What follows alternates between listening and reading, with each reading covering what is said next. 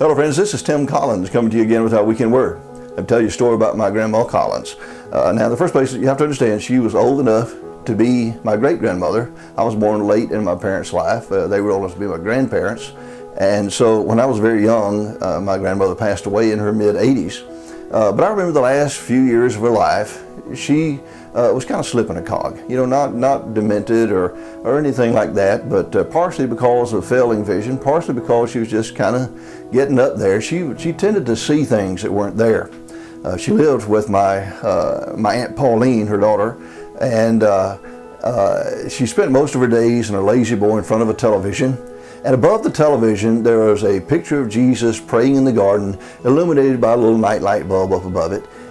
Best place, I guess, in the room to hang the picture, but the problem was there was no outlet to plug the light into on that wall. And so there was an extension cord going up and across the door and down to the other wall. There's an outlet. And several times during the day, my grandmother would yell for Pauline, "Pauline, come here, Pauline." And Pauline would run in.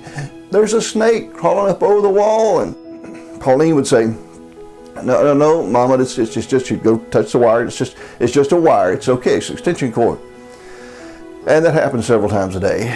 And so one evening, my Aunt Pauline came into the living room, sat down on the sofa to read a book, and she was not a real good housekeeper. It was very cluttered. There were several newspapers on the sofa, and she settled in to read her book, glanced down, and there was a chicken steak on the sofa beside her. Pauline jumped up and ran screaming out of the house at the top of her lungs. Next door neighbor came over, took care of the snake. Meanwhile, my grandmother is still sitting there calmly watching TV during the whole thing. Pauline came in, cleared off the sofa, sat down and began to read again. And as things settled down, my grandmother just quietly told her, "Well, Pauline, I knew it was there the whole time, but you wouldn't have believed me if I told you." Well, all that to say, sometimes as Christians, we have to discern things. We have to see things that are not visible in the natural world. Paul said, 2 Corinthians 5:7, we live by faith, not by sight. I phrase it like this: we must live in vision rather than sight. If you live by sight, you live in defeat. If you live by vision, you live in victory. I say it this way: sight is what you can see with your eyes. Vision is what God sees, what is in the spiritual realm. Let me tell you an example from Scripture. In 2 Kings chapter 6, Ben-Hadad, the Syrian king, was trying to build an empire. He would attack Samaria, and the prophet Elisha would tell King Ahab time after time, don't go to a certain place. The king of Syria is encamped there. And they would recon, find out that Elisha was telling the truth, and avoid it. And Ben-Hadad got very frustrated, called his generals in. Said, which of you is a spy for the king of Israel? He knows every move I make. And one of the generals said, King, none of us are spies, but there's a prophet named Elisha in Israel who tells the king of Israel what you whisper in your bedchamber.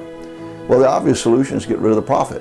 Ben-Hadad sends a huge army, horses and chariots, surrounds the city. Let me take it up. I'll begin reading at 2 Kings chapter 6, verse 15. When the servant of the man of God got up and went out early the next morning, an army with horses and chariots had surrounded the city. "Oh, my Lord, what shall we do?" the servant asked. "Don't be afraid," the prophet answered. "Those who are with us are more than those who are with them." And Elisha prayed, "O Lord, open his eyes so he may see." Then the Lord opened the servant's eyes, and he looked and saw the hills full of horses and chariots of fire all around Elisha.